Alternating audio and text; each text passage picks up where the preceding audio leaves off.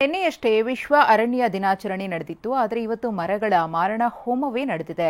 ಅಲಿಯಸ್ಕರ್ ರಸ್ತೆಯಲ್ಲಿರುವ ಅರಣ್ಯ ಇಲಾಖೆ ಜಾಗದಲ್ಲಿ ಆಹಾರ ಇಲಾಖೆಗಾಗಿ ಆಹಾರ ಸೌಧ ನಿರ್ಮಿಸಲು 10 ಮರಗಳನ್ನು ಕಡಿದಿದ್ದಾರೆ. ಅರಣ್ಯ ಇಲಾಖೆ ಇದಕ್ಕೆ ಅನುಮತಿ ನೀಡಿದ್ದು ಬೃಹತ್ ಮರಗಳನ್ನು ಕಡಿದು ತೆರವು ಮಾಡಿದ್ದಾರೆ. ಇದಕ್ಕೆ ಸಾರ್ವಜನಿಕರು ಕಿಡಿಕಾರಿದ್ದಾರೆ. ಇನ್ನು ಈ ಕುರಿತು ನಮ್ಮ ಪ್ರತಿನಿಧಿ ಶಿವಪ್ರಸಾದ್ ಕೊಟ್ಟಿರುವ ಪ್ರತ್ಯಕ್ಷ ವರದಿ ಇಲ್ಲಿದೆ. ವಿಶ್ವ ಅರಣ್ಯ ದಿನದಂದೇ ಅರಣ್ಯ ಇಲಾಖೆಯ ಖುದ್ದು 10 ಮರಗಳಿಗೆ ಕೊಡಲಿಪೆಟ್ಟನ್ನು ನೀಡಿರತಕ್ಕಂಥ ಘಟನೆ ನಡೆದಿರತಕ್ಕಂಥದ್ದು ಬೆಂಗಳೂರಿನ ಅಲಿ ಅಸ್ಕರ್ ರಸ್ತೆಯಲ್ಲಿ. ನೀವೀಗಾಗಲೇ ಟಿವಿ9 ದೃಶ್ಯಾವಳಿಯಲ್ಲಿ ಗಮನಿಸಬಹುದಾಗಿದೆ.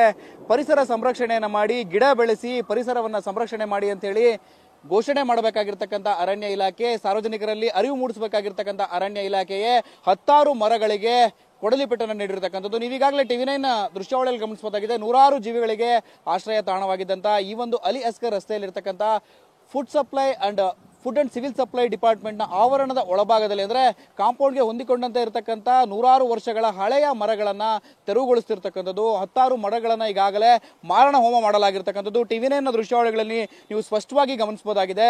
ಈ ಒಂದು ಫುಡ್ ಅಂಡ್ ಸಿವಿಲ್ ಸಪ್ಲೈ ಡಿಪಾರ್ಟ್ಮೆಂಟ್ನ ಕಟ್ಟಡದ ಪಕ್ಕದಲ್ಲಿರ್ತಕ್ಕಂಥ ಆವರಣದಲ್ಲಿರ್ತಕ್ಕಂಥ ಸುಮಾರು 10 ಮರಗಳನ್ನ ಈಗಾಗಲೇ ಮಾರಣ ಹೋಮ ಮಾಡಿರ್ತಕ್ಕಂಥದ್ದು. ಖುದ್ದು ಅರಣ್ಯ ಇಲಾಖೆಯೇ ವಿಶ್ವ ಅರಣ್ಯ ದಿನದಂದು ಮರಗಳ ಮಾರಣ ಹೋಮ ಮಾಡ್ತಿರ್ತಕ್ಕಂಥದ್ದು ನಿಜಕ್ಕೂ ಕೂಡ ಹಾಸ್ಯಾಸ್ಪದವಾಗಿರ್ತಕ್ಕಂಥದ್ದು.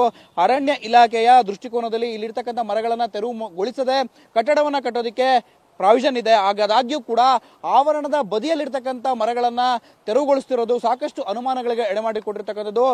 ನಿಜಕ್ಕೂ ಕೂಡ ಅರಣ್ಯ ಇಲಾಖೆಯ ಅಧಿಕಾರಿಗಳಿಗೆ ಸಮಾಜದ ಬಗ್ಗೆ, ಪರಿಸರದ ಬಗ್ಗೆ ಇರತಕ್ಕಂಥ ಕಾಳಜಿ ಎಷ್ಟರ ಮಟ್ಟಿಗೆ ಇದೆ ಅನ್ನೋದಕ್ಕೆ ಇದೊಂದು